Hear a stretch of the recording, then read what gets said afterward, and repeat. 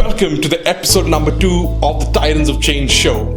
This show is all about change makers, visionaries, problem solvers, and social entrepreneurs who are out there to make a big positive impact to the planet and the people on it. Now, think about it. A whopping 1.2 billion people on this planet live off-grid. That means without access to the conventional electricity grid. Now, let's picture that for a bit.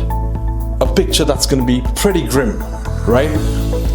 No lights, no fans, no appliances, no access to mobile phone chargers, transistors, TVs, none of those things. Most of these things that most of us take for granted. That makes them crippled and helpless. Now let's picture that what happens after dark. They're going to be using kerosene lamps, and the fumes of these kerosene lamps are toxic and they adversely affect the health of the kids and the family of these users. This also means that safety is compromised, academic progress is sluggish, economic activity is almost zero after dark, and there's almost no community interaction or community activity after dark. Now, this is the kind of challenge that needs to be taken up with a lot of grit, a lot of passion, a lot of audacity, and a whole lot of thinking big. Exactly the kind of things my guest today is made of. My guest today is a change maker, a sustainability ambassador, and a titan of change in every sense of the word. His noble mission is to light up the lives of the poor, the most vulnerable, the most underprivileged, who live off the electricity grid, who do not have access to conventional electricity. All through? Yes, you guessed it. The power of solar energy, the magic of solar energy. His monumental efforts through wakawaka.com and the Waka Waka Foundation has permanently changed the lives of 1.2 million people. These are people living in 61 countries, and they have saved close to $100 million in terms of energy expenses. He successfully built a product portfolio that includes products that work on solar energy, like power banks, flashlights, and solar panel that you and I can use when we are out there, on a hike trip or an adventure. His products are available across 41 countries and across online channels like Amazon. He uses the revenue that he gains from selling solar products, like power banks and flashlights and solar panels, to people like us, who can afford it at a normal rate. And then he cross-subsidizes, which means he sells the exact same products to people who really, really need it in the remotest areas of the world, the darkest parts of the world. These are people living off-grid. They have no other choice but to rely on these power banks and flashlights to live after dark, and very often through the day.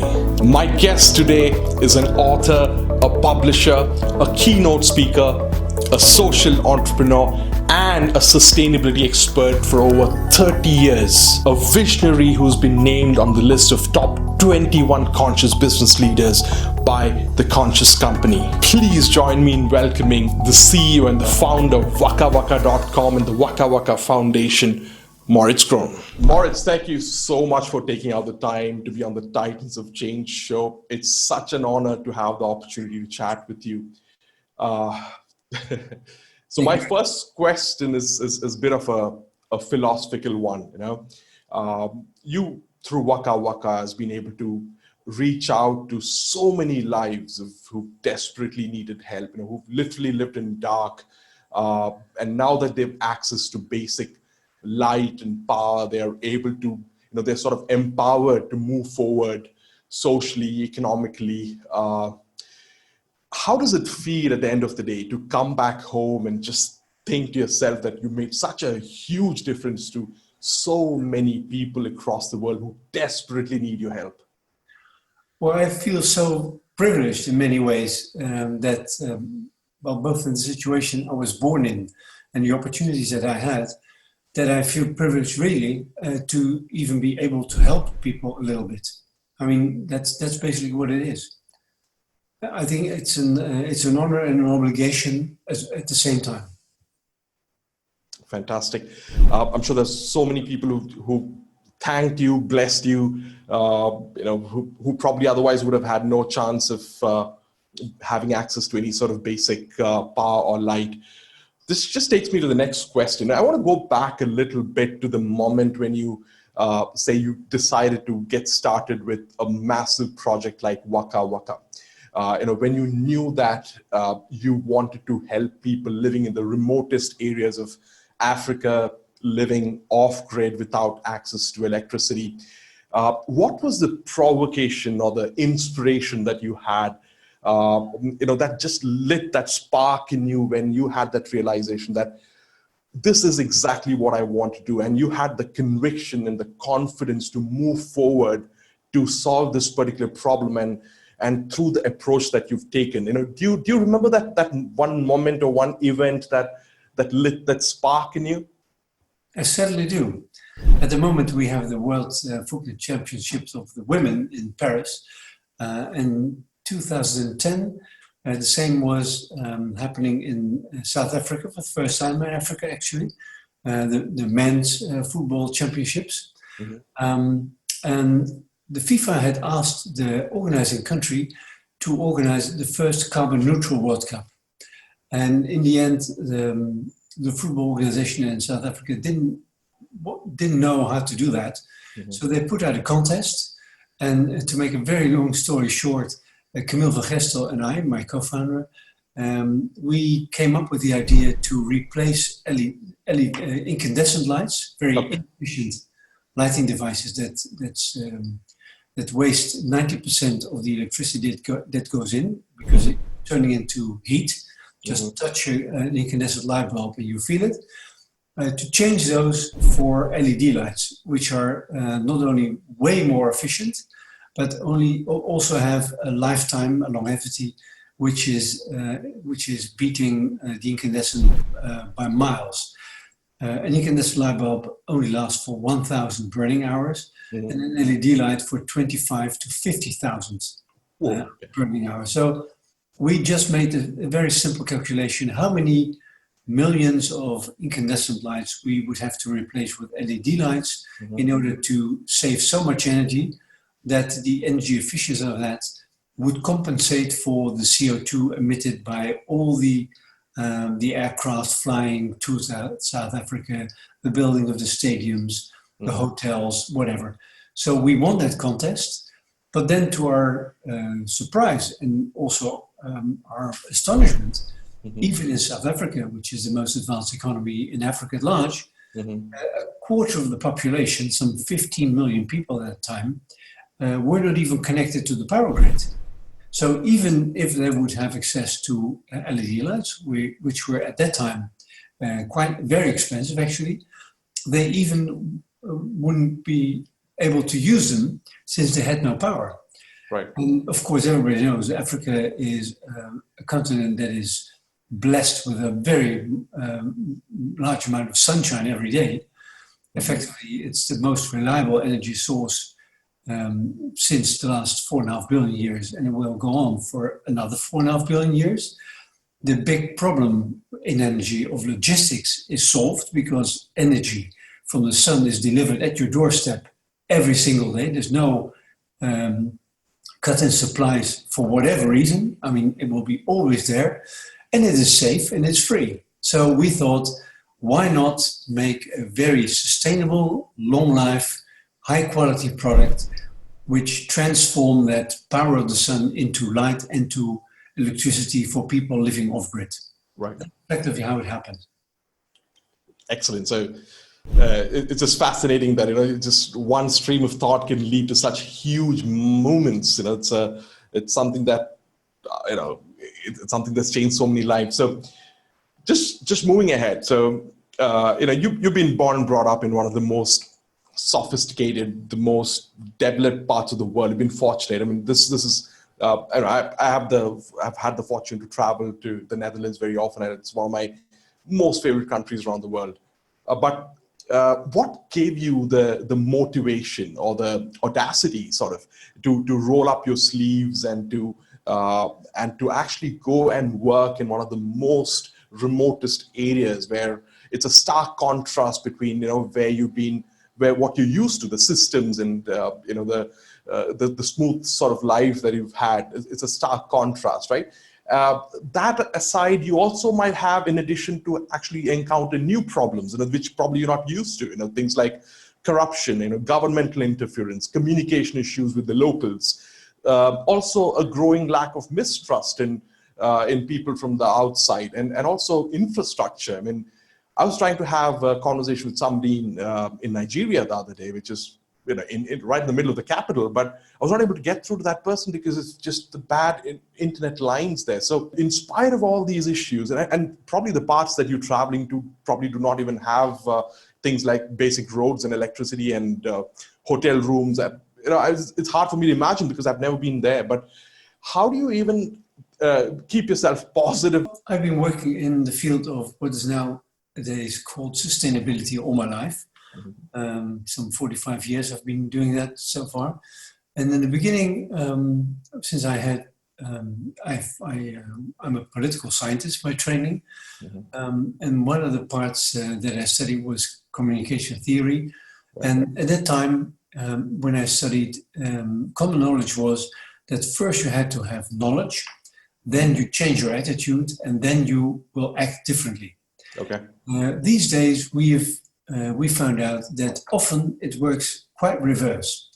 You do, for whatever reason, that can be very diverse, something, and then you want to justify what you've just done. Okay. So then you find the reasons rationally to motivate your actual deeds.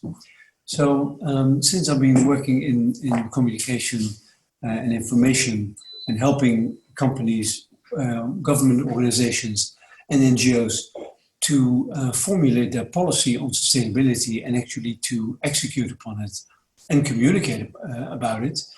And afterwards, helping governmental institutions to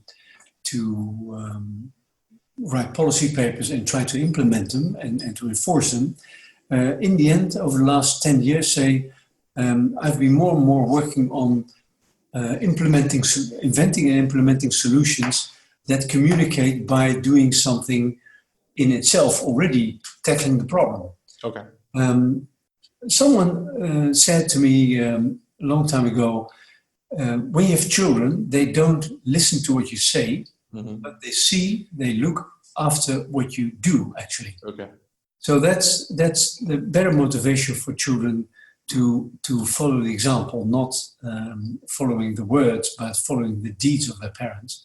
So by showing as a person passionate about sustainability that we can have good, even better solutions in many, many ways, economically, but also from a health point of view and for the well-being of the planet, when you can show it can be done, and it can be done in an economic way as well, then it is far easier to convince people, but at the same time, you're actually doing something about the problem. So that's what originated Waka Waka. I've been starting a few other companies also. I mean, it goes a bit too far to talk about that, I think. Sure. But energy is one of the pivotal issues when you want to have development anywhere. Energy is essential. Light, also a form of energy, of course, is essential for learning after sunset. A lot of children in developing countries, if they even have the opportunity to go to school, they can only have class for half a day, since the other half of the day they have to work on the field. Right. And then finally, when they get to do their homework, it's dark.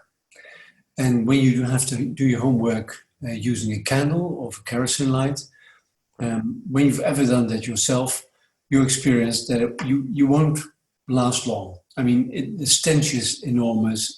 The smoke gets in your eyes. It's very bad light, very poor light. So your study won't last too long. And also it's quite expensive because also candles and kerosene cost money. Yeah. So we should come up with a better alternative, educating youth that sustainable energy is the way to go, and giving them the opportunity to study at all. So that's how it came about that I started to implement actual solutions preferably in places where they are most needed. Right. Do you at all remember the first day you landed in Africa? I mean, probably, I don't know how many years back it was, but do you remember the first experience, your first trip to Africa? Yes, I certainly do. Well, actually, that was in the Gambia, I think, which is a very small country, but a very high percentage of the population. Still today, I recently visited 1.5 week ago again. Still today, it doesn't have access to electricity. Oh my So God. when you go out of the capital or some small villages alongside the coast, then you run immediately into, well, an area which is pitch black dark at night. And Right. only the cooking fires give some light on the countryside. So that was a stark contrast to where I was living, and I feel so privileged Right. to have even the opportunity to do something about it, that I'm very passionate about it. Right. Yeah. I mean, I don't think a majority of the viewers or the listeners would be able to even imagine a day without power, because we're so used to having access to it. Like breathing, you don't even think about it. Okay. Right. So coming to the next question, is more about the social enterprise space and the social entrepreneurship space. In your opinion, what advantages and what disadvantages do you have, as a social enterprise, or just any social enterprise in general? What kind of advantages or disadvantages do you have as compared to mainstream or conventional brands? Are there any particular leverages that you think social entrepreneurs are not using to stay competitive in the market? Well, actually, I think that every company should be a social company, a social enterprise. Mm-hmm. Because as a company, you try to solve a problem in society, or you try to supply a service where there is a need. And that's actually, in my view, the purpose of any company.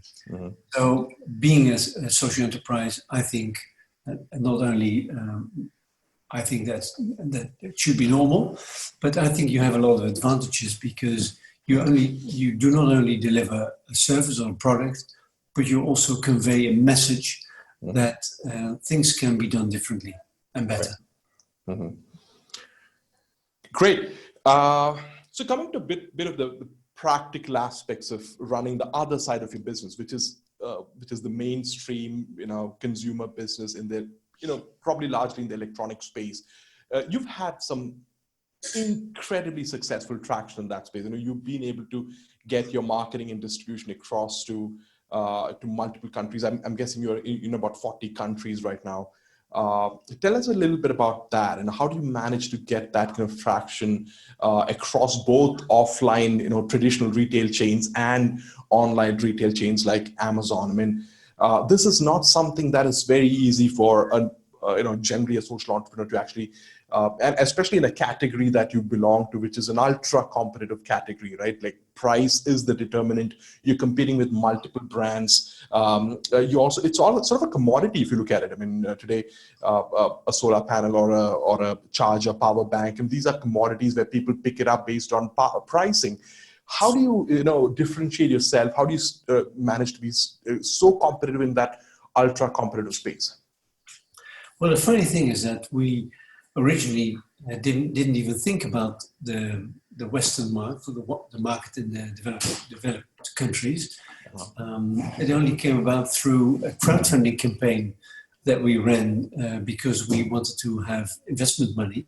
Right. And then you do that on the internet, and then then it happens to be that, of course, when you are fundraising, crowdfunding through the internet, everybody in the world is able to participate and to see. And then we got a request from the United States whether we could also sell their products there, and if they could be our resellers, our representatives. And we even hadn't thought about that.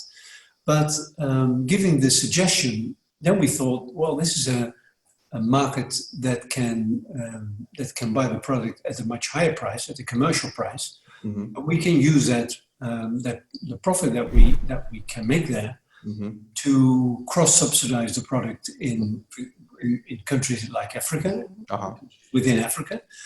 And also we could finance the distribution for free to people in acute emergency situations, like in natural disasters or in refugee situations. So we combine those markets, not only financially, but also in a motivational kind of way, since we make that connection. By selling our product, we also put the attention of the buyer to the fact that for them it's a luxury, it's a leisure product, outdoor product, which is handy and efficient and what have you. But for other people elsewhere, it is a life, sometimes even a life-saving device. Absolutely. Something essential to enable people to study, to have their economy. People that have a shop at night and don't have light, they can't sell. People can have a social life. So it's life-changing in developing countries. So we try to connect those markets. Right. So there's a bit of a storytelling to convince was it at the distributor level or more at the consumer? Did it percolate down to the consumer level? More so in general, but also on the consumer level, because on our packaging, we were very clearly state that this same product is also distributed in countries where it's really needed. Okay. So in a very practical sense, it was one step at a time. You had the crowdfunding campaign, which led to a lot of interest in your product and category, and which led to further expansion of your distribution. So I'm guessing that's a great lesson for a lot of social entrepreneurs who sort of struggle and they start to think of what's the final step that they want to get to, and they get stuck at the first step. So I guess one step at a time, I guess one thing will lead to another, and sort of also continue to have the strategy in place. Is that accurate, or? Well, actually, I've experienced it more like you say, one step at a time, one leap at a time. A leap at a time. Because we had to do so many things that we were. I mean, like I said, I'm a political scientist by training, and I'm a producer and a distributor of solar products, which is something quite apart. So, what's very important to have a very good team to really look for the best people, not only technically but also motivationally. Try to forge a team out of that, and then try to convince people with money to invest in the company for it to grow. Because one important lesson for me was that I didn't understand it in the beginning, that when you are becoming really successful, then your problems only start. I see. Because when you're distributing a product, say to 10 shops, and they sell well, you want to sell them to 100, to 1,000, to 5,000, to 10,000 shops. And then we have one product, they want you to develop a portfolio with more products. So the investment going into that, developing, producing, pre-financing, and then waiting for the cash to come in once the product has been sold. Sometimes that takes maybe 9 months up to a year, and about 10,000 euros or 100,000 euros is not that much of a problem. I mean, we're able to raise that kind of money, but when it's going to run into the millions or the tens of millions, that's quite another thing. And then you have to really manage your cash flow very carefully, and so that's a real challenge. Right. Yeah, I think it's definitely a huge case study for in the space of social entrepreneurship to actually have the kind of scale that you've achieved so far and still be able to successfully cross subsidize the products across to so many people. So I think that should be that documentation should be done at some point in time, so more youngsters who are willing to come into the space. I'm using the word willing because we need more confidence building measures for younger entrepreneurs to come and understand that they can still have a profitable business while having a larger impact in your mind. That takes me to the next question, Maurits. Apart from you, is there one social entrepreneur that you look up to that you adore and that you admire, and why? Well, quite many actually. Ben and Jerry's from the ice cream in the United States, they were front runners. They already started their business maybe 30 years ago, and they have been able to uphold their principles, even after selling it to a large corporation like Unilever. Right.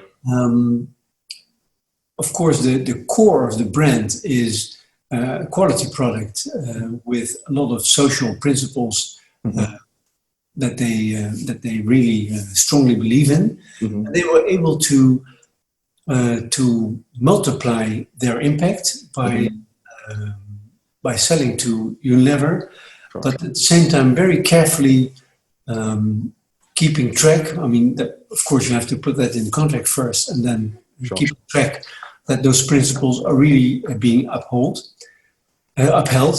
So those are people that I really admire. And in the Netherlands, recently we have Jaap Korteweg.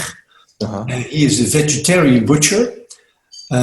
He was raised as a farmer, very much to do with meat. He's a meat lover himself. But when he discovered effectively the horrors behind the meat industry, he decided to become a vegetarian and then to change the industry. So he founded a company that produces meat-like products, but completely on the basis of sort of plant material. And he's been able to make a quality which indeed resembles and often is not even being discerned. People don't even understand the difference. Understand the difference. Yeah. They don't taste it. Yeah. And he now also has sold to Unilever.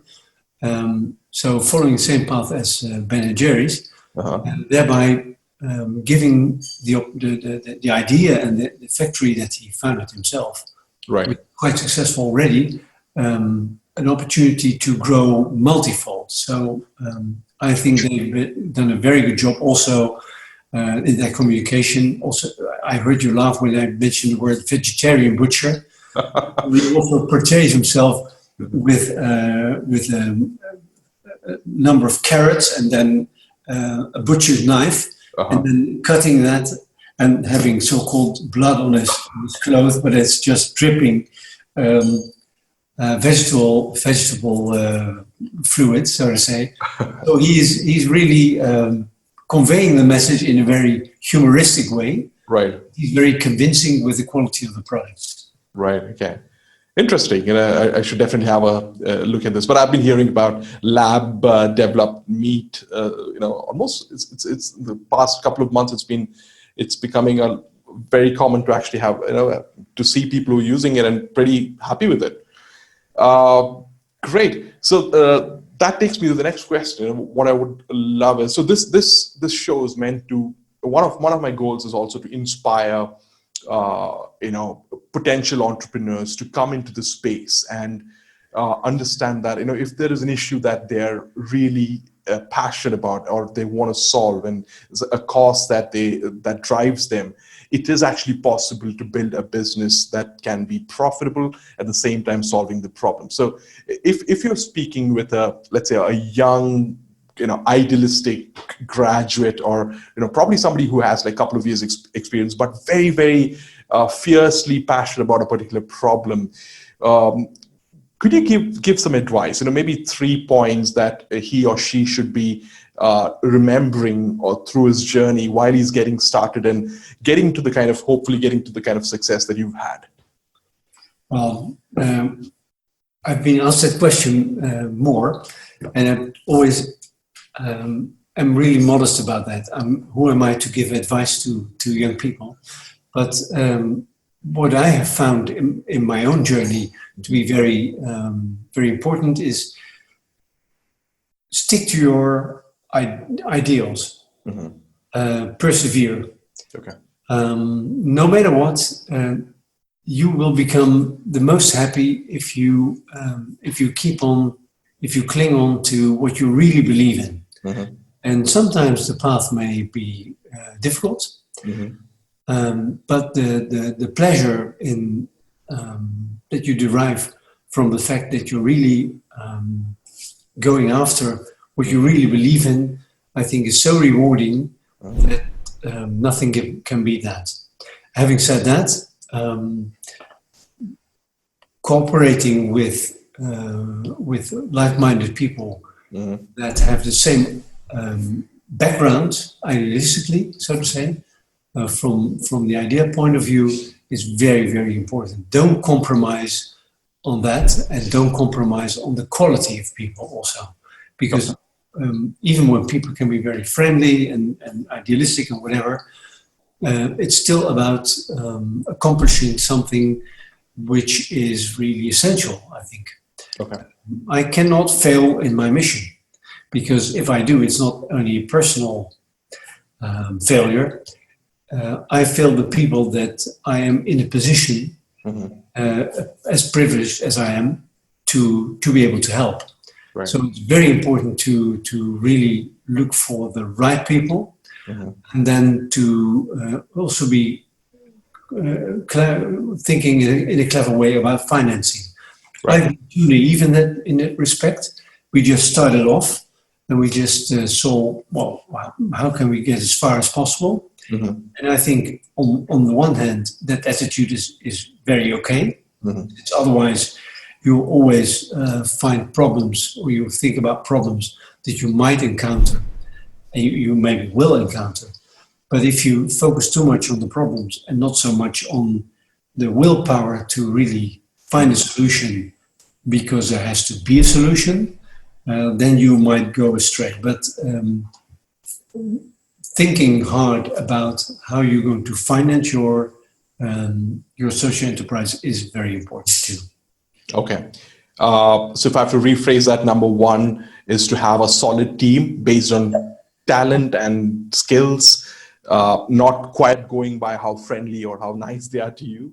No. Number two is to think cleverly in terms of financing, how you're going to raise those funds, and not really focus on the problems, but stay positive in terms of the way ahead. And hopefully those problems will be solved along the way if you have your mission clear.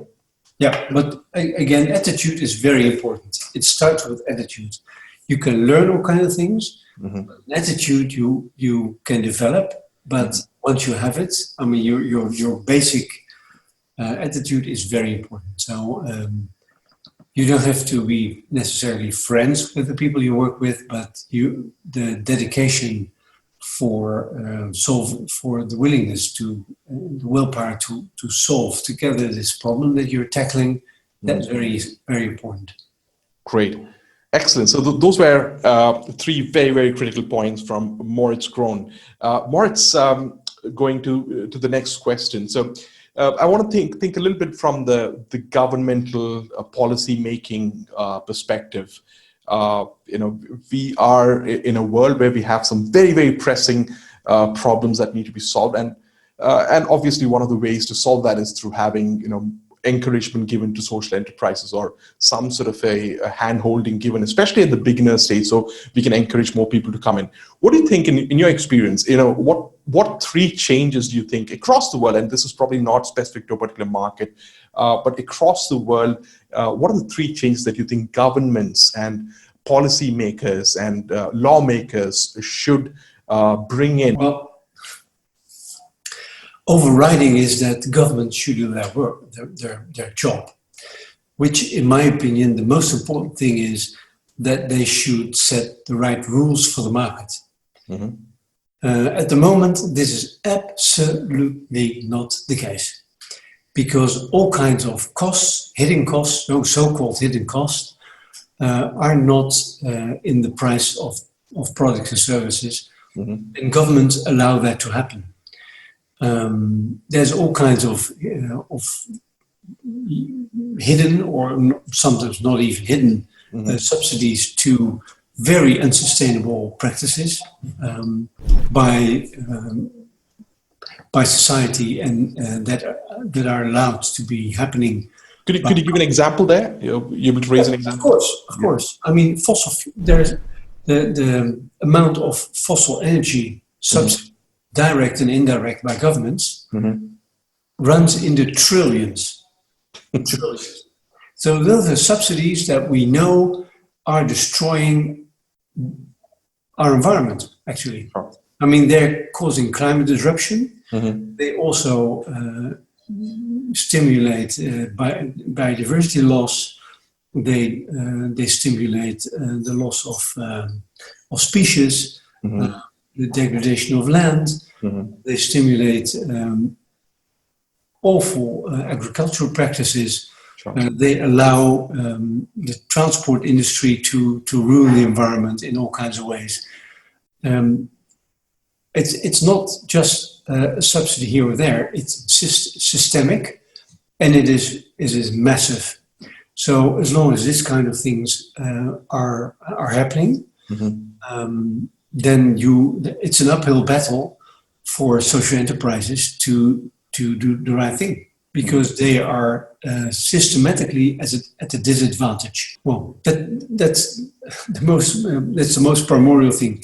So, for example, the best or the worst example is the aviation industry, of course. The fuel, kerosene for aircraft, has no tax, zero. I see. Zero tax.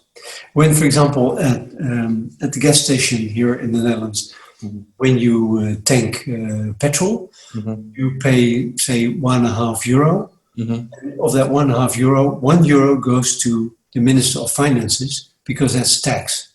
Okay. The same amount of kerosene would have no tax at all for the aviation industry. It's the Treaty of Chicago in 1944 does not that wanted expressly promote the aviation industry, and the idea was we have a world war on our hands, World War II, and this maybe would have been able to prevent if the peoples had known each other better. So we want to stimulate the exchange of people and ideas. So we want to stimulate the aviation industry, which was at that time in its infancy, of course. And then we all know what happened. And then the vested interests of those companies have prevented a tax on kerosene so far. And the same is true for VAT. There's VAT on practically everything. In the Netherlands, you have 21% of VAT on most products, but on tickets, air tickets, there is zero tax. I see. Zero VAT tax. The aviation industry, one of the biggest polluters in terms of CO2, there is no tax on CO2 emissions on the aviation industry. Right. So at the moment, some efforts are being undertaken to change all that, but it's very, very hard, and it's very, very slow, and it's very, very little so far. So this is one of the examples, but I can name hundreds of those, which distort the economy to the disadvantage of social enterprises, since price signals are not right. And the government is the only institution that can do that, because if you leave it to the market, we will only companies have to reduce their costs to be as efficient and economic as possible, which means that the real costs are being borne by society somewhere else, or in the future for future generations. So that is a systemic failure of our economic system. And the political system is the only system that can change that. Okay.